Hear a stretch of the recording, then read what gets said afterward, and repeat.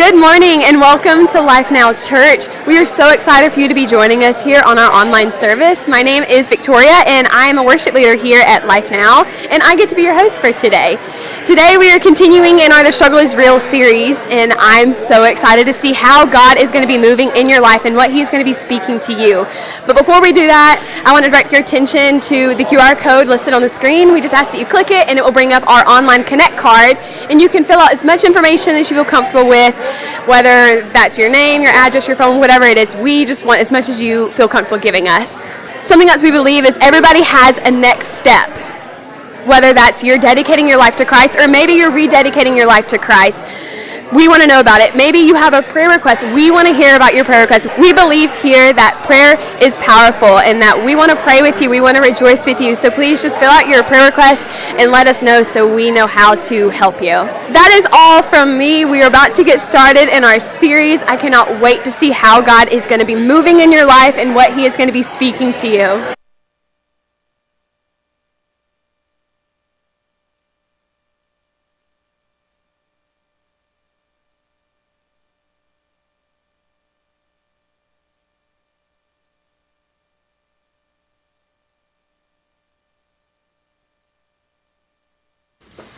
Hey, good morning, Life Now Church. And hey, good morning, Life Now Online. Whether you're joining us here in person or if you are sitting in your pajamas at home, I want to say welcome.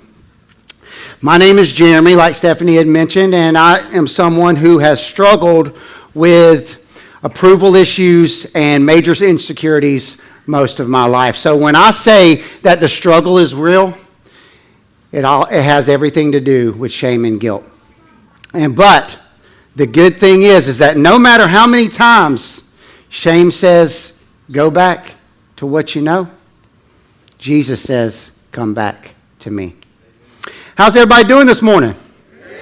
So glad that you can make it out on Father's Day. I am sure that when you walked in this door, you had no idea that we were going to be talking about a subject so depressing as maybe shame and guilt. Maybe you wanted to talk about some Braves baseball, some Bulldog football, some hunting, or some fishing. And matter of fact, we are going to talk about fishing here in a minute. But the truth is, we all struggle. Everyone in this room struggles with shame or guilt at some point in their life. Many times we've had to make decisions for our families, our kids, or even sometimes our parents that we just flat out dropped the ball. And we've had to live with that guilt and that shame. This morning we're going to be talking about a man that had to deal with the same thing, how shame isolated him, Jesus sought him out, and his surrender back to the Lord reinstated him into his calling. Today we're going to be in John chapter 21. But before we jump in, I want to take another moment to recognize all the dads and all the single moms in the room. I just want to say thank you, guys and gals. The world needs people more like you showing up in a younger generation's lives. And one of the most important ways that us dads show up is our uncanny ability to tell dad jokes. Yes. What would Father's Day be without dad jokes, right? So I got a few for you. Feel free to take them to your cookouts this afternoon. All right, number one, what do lawyers wear to court? Crickets? Lawsuits. Come on. What do you call an angry carrot? A steamed veggie. What do sprinters eat before a race? Close. They eat nothing. They fast. And just like in classic dad joke fashion, when you are just sick of hearing the dad jokes, I got one more for you. A man was on the job site the other day and he cut 3 of his fingers off. So him and his helper grabbed the fingers up, they rushed him to the hospital, and the surgeon was able to put 2 of the 3 back on. And the man looks at his hand, and he's like, man, pretty good job. He said, Doc, am I going to be able to drive with it? He says, absolutely you're going to be able to drive with it, but don't count on it.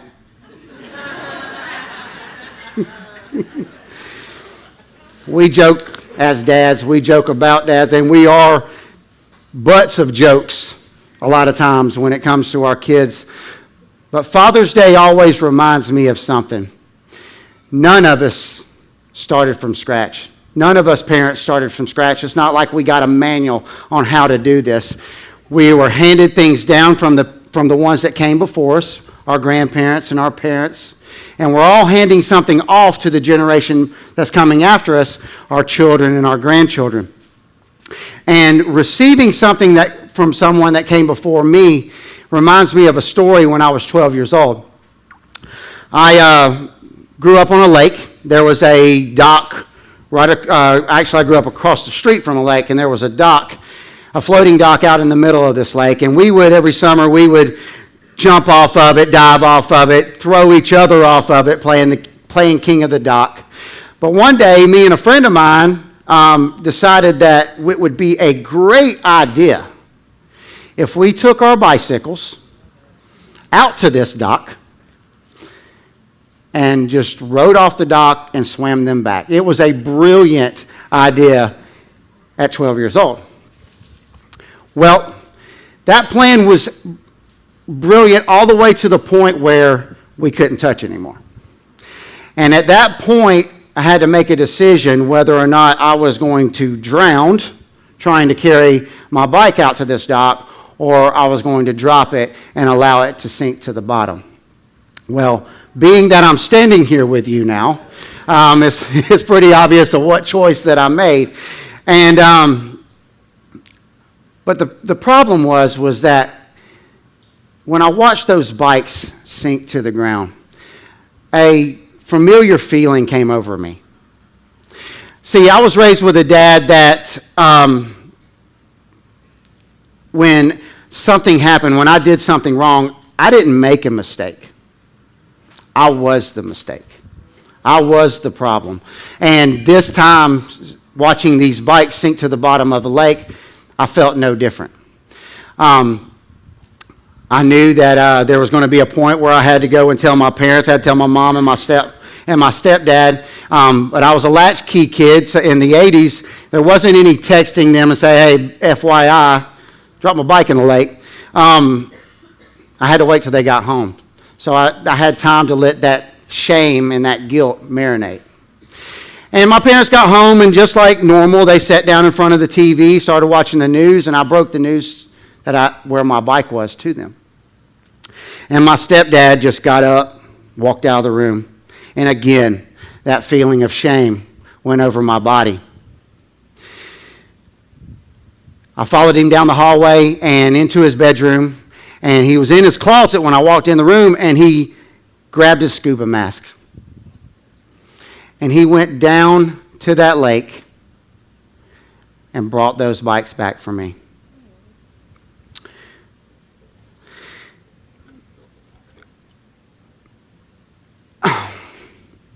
Over the years, I've thought about that situation many times. And the more that I've thought about it, it's not about the bikes. It wasn't about the bikes. It was about the shame that I was living with. And every one of us in this room knows how it feels to create a problem that we can't fix, right? Maybe it's a relationship gone wrong, your marriage is on the rocks. Maybe it's an addiction that's completely out of control. Maybe it's a failure at work and you've lost your job because you did something stupid. Maybe it's a secret that you've been carrying for so long that you know if someone were to ever find out about this, you'll never be able to live it down. And I'm sure everyone's story is different, but we've all felt the weight of shame. We've all heard shame whisper in our ears, hey, you're no good. This is who you are. Go back to what you know, because you're never going to be what you're intended to be.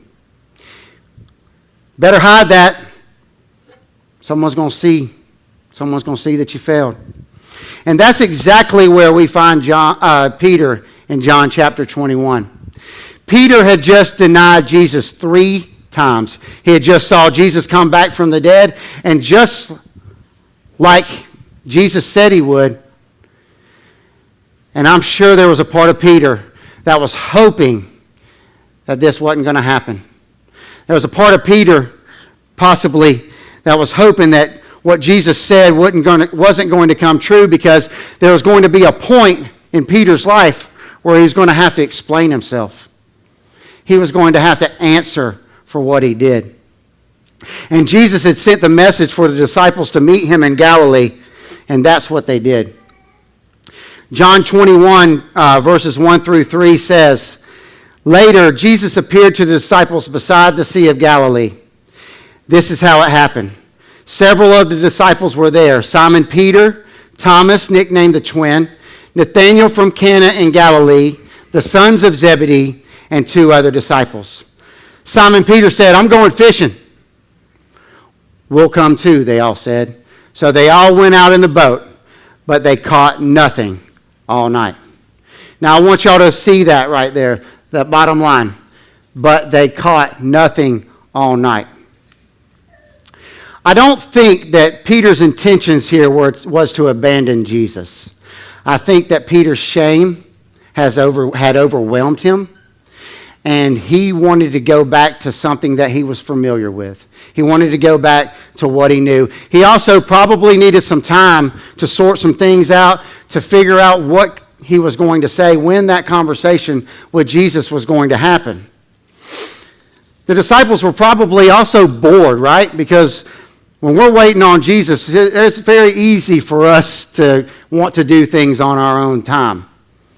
They were also probably hungry. They were processing everything that happened. I mean, they just lived through the death of their leader. They had watched him raise himself from the dead, and I'm sure they had some things they wanted to talk about and think about. Think about what Peter had just lived through. He promised loyalty. "Jesus, I'll go to prison for you. I'm going to die for you." And then when things got real, he denied him 3 times. 3 times he denied him. And on that third one, his eyes met Jesus' eyes, right? Could you imagine the shame and the guilt that he was feeling at that point? It was to the point where he wept and ran out of the courtyard because shame was telling Peter, "Run. You better go hide." See, shame has a way of changing how we see ourselves. Guilt tells us, "You made a mistake." But shame says, "I am a mistake." You don't just think I failed. You start believing I am a failure. That's what shame does. It isolates us.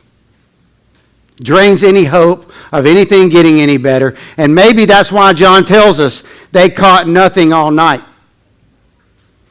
Their nets were empty. And Peter felt empty too. I know what that feels like. Growing up, I spent many years, most of my childhood and a lot of my adulthood, chasing approval from my dad. I just wanted him to be proud of me. Whether it was playing sports, baseball, football, wrestling, whatever it was. Grades in school, I was an A-B student. My dad was all A's, of course. Following in his footsteps, becoming a plumber. Starting my own business. But I never quite could measure up. You know, he got his plumbing license 5 years before me. His grades were better in school. So when I couldn't get the satisfaction of approval from him, I sought it in other things. I sought it in alcohol. I sought it in drugs. I sought it in women. Whatever I needed to feel that feeling of inadequacy. Because when you don't know how to deal with shame, you'll do almost anything it takes to silence it. But eventually God will bring you to a point in your life where all the noise stops and you're forced to deal with what's underneath. And that moment came to me when my dad got sick. He was an alcoholic, struggled with alcohol addiction all of his life. And he called me one day. He had to go to the hospital. And for 40 days, I watched my childhood hero go from good to gone. And during that time, there were things that needed to be said. There were conversations that needed to be had that never got said, never happened. Dad, I love you. Dad, I'm sorry. Hey, Dad, I forgive you. I said all these things, but I didn't get any reaction because when somebody has a tube down their throat, it's hard to get anything more than a eyebrow raise or a squeeze of your hand. And then he was gone. And I had to live with that guilt. I had to live with that grief. And that eventually turned into shame. And that shame said, Jeremy, you need to go hide. You need to withdraw. You need to not let anybody know how bad your alcohol addiction has gotten yourself. Because that's exactly what shame does to us. It isolates us. And if John 21 ended in verse 3, Peter would still be carrying his shame. And I would still be carrying mine. And you would still be carrying yours. But verse 4, y'all, changes everything. John 21:4 says, at dawn, Jesus was standing on the beach. Don't miss that. Peter wasn't looking for Jesus. Peter went fishing, right? Peter went to hide. Jesus came looking for him. That's what Jesus did many times in the Bible. Jesus moves towards ashamed people, not away from them. He moves towards them. Think about the woman at the well. Or Zacchaeus, the tax collector. Hey, Zacchaeus, I'm going to come eat dinner with you tonight. Or the woman caught in adultery. They all felt shame with how their lives were going, and Jesus came seeking them out. Let's read verses 5 through 9. He called out, fellows, haven't you any fish? Haven't you caught any fish? No, they replied. Then he said, throw out your net on the right-hand side of the boat and you'll get some. So they did, and they couldn't haul in the net because there were so many fish in it. Then the disciple Jesus loved said to Peter, it's the Lord. When Simon Peter heard that it was the Lord, he put on his tunic, for he had stripped for work, which I think is really weird that he was fishing naked. Jumped into the water and headed to shore. The others stayed with the boat and pulled the loaded net to the shore, for they were only about 100 yards from shore. When they got there, they found breakfast waiting for them, fish cooking over a charcoal fire, and some bread. I love this line. Friends, haven't you any fish? I think Jesus is asking them, hey guys, how's life going without me? How's life going on your own willpower? You getting by? And their answer was this, no. That's one of the most honest answers in the Bible to me. No, nothing, failed, we're exhausted, we're hungry. Then Jesus says, throw out your net on the right-hand side of the boat. And suddenly, everything changes. Now that Jesus has gotten involved, the nets fill up, there's fish everywhere. John recognizes Jesus on the shore, and Peter, as wide open as he was, jumps into the water to swim to his Savior. And I love that, because at one point, Peter's shame caused him to hesitate, caused him to hide. Now he's jumping in the water, swimming to his Savior. Because Peter's shame made him hesitate. I'm going to go fishing. Hide for a while. But when he saw love show up on the shore, when he saw Jesus show up on the shore,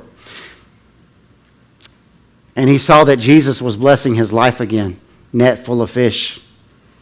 Peter runs towards him again. John 21:9 says, when they got there, they found breakfast waiting for them. Think about that right there too. How many times in your life has Jesus shown up when you felt like you didn't deserve it? Before Peter apologized, before he explained himself, before he fixed anything, Jesus already had breakfast cooking. He already had fish. He already had bread. But the most important thing that Jesus had for him was grace. And that reminds me of those bikes. Guys, I knew where those bikes were. I just couldn't get to them. I didn't have the strength. I didn't have the ability. I needed somebody to do something for me that I couldn't do for myself. And that's exactly what Jesus does for all of us. He goes after what we cannot recover. Just like my stepdad had a solution for me, not condemnation. He loved me right then and there. He not only dealt with the bikes that day, he dealt with my shame too. He let me know that I was not a mistake, but I had made one. And he did all of that by saying nothing. Jesus didn't come to the shoreline to feed Peter breakfast. He came to deal with Peter's shame. John 21:15-17 tells us, after breakfast, Jesus asked Simon Peter, Simon, son of John, do you love me more than these? Yes, Lord, Peter replied, you know I love you. Then feed my lambs, Jesus told him. Jesus repeated the question, Simon, son of John, do you love me? Yes, Lord, Peter said, you know I love you. Then take care of my sheep, Jesus said. A third time he asked him, Simon, son of John, do you love me? Peter was hurt that Jesus asked the question a third time. He said, Lord, you know everything. You know that I love you. Then feed my sheep. I love the line, do you love me more than these? I think what Jesus is asking him here is, do you love me more than fishing? Do you love me more than the things of this world? Are you willing to do anything it takes to follow me again? 3 times Jesus asked him. 3 times Peter answers. And even though there were 3 denials, Jesus gave Peter 3 more opportunities. And notice what Jesus doesn't ask Peter. He doesn't say, Peter, why did you fail me? He doesn't say, hey man, I think you need to explain yourself. He doesn't say, Peter, what were you thinking? Instead, he asks, Simon, son of John, do you love me? Because shame wants to talk about our failures, right? Jesus wants to talk about a relationship. And what's so amazing is that after every do you love me question, Jesus gives Peter a calling. Feed my lambs, tend my sheep, feed my sheep. Don't miss what's happening right here, y'all. Peter isn't just forgiven. He's reinstated. He's trusted again. Given purpose again. Shame said, Peter, you're finished. Go back to fishing. Jesus said, feed my sheep. What you don't know, Peter, is that pretty soon you're going to be preaching your first sermon and you're going to have 3,000 people turn to me. Shame said, Peter, you're disqualified. Jesus said, tend my sheep. You're going to have a lame beggar come and you're going to allow him to walk for the very first time. Shame said, go back to what you know. Jesus said, come back. Peter, there's a disciple named Tabitha. I need you to raise her from the dead. Grace didn't just forgive Peter. Grace reinstated Peter because Jesus still had work for him to do. And he still has work for you to do too. So what is it that you're carrying today? What is it? What shame? What regret? What failure? What addiction? What secret is haunting you at night? And maybe the hardest part isn't figuring out how you got to where you are, but how you can fix it from here on your own. That's what I hated, standing on that shoreline thinking about those bikes. Not losing the bikes. Admitting that I needed help. That I needed someone to do something for me that I couldn't do for myself. And some of you are here today. You've been trying harder, hiding the guilt a little bit better, pushing the shame down a little bit more, and it ain't working. It's just getting a little bit harder to bear. Y'all, grace begins when our self-sufficiency ends. Jesus doesn't restore perfect people. He restores surrendered people. Before we leave today, I've got some pictures that I want to show you.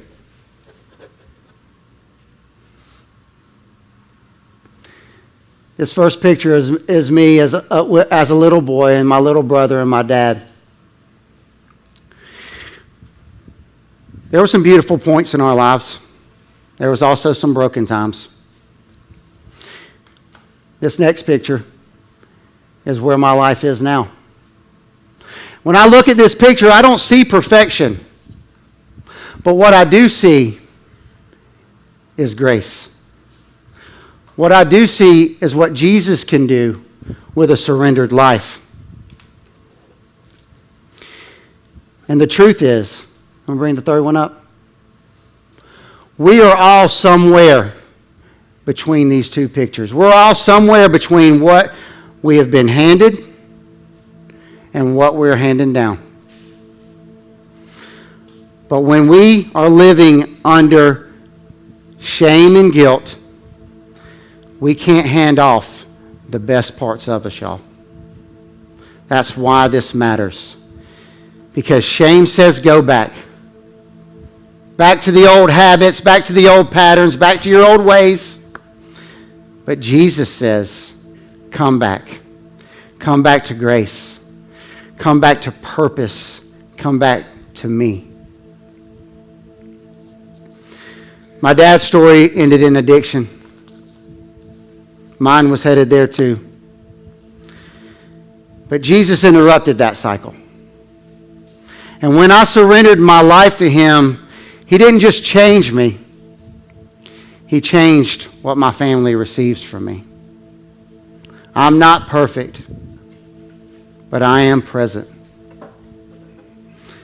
Just like my stepdad was present for me that day at the lake, just like Peter was present, Jesus was present for Peter that day at the lake as well. When we are aware that His grace overshadows our shame, we find healing.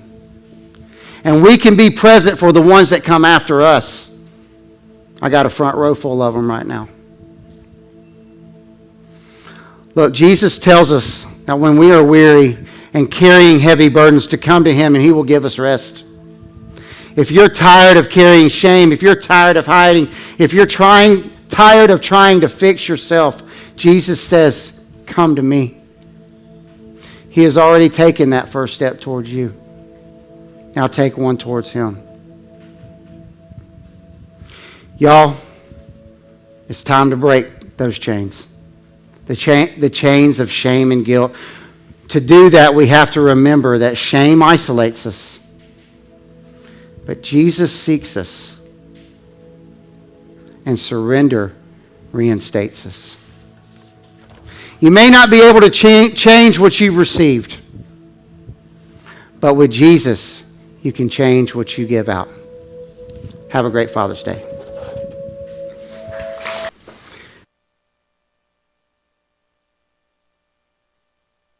Thanks for being part of our service today.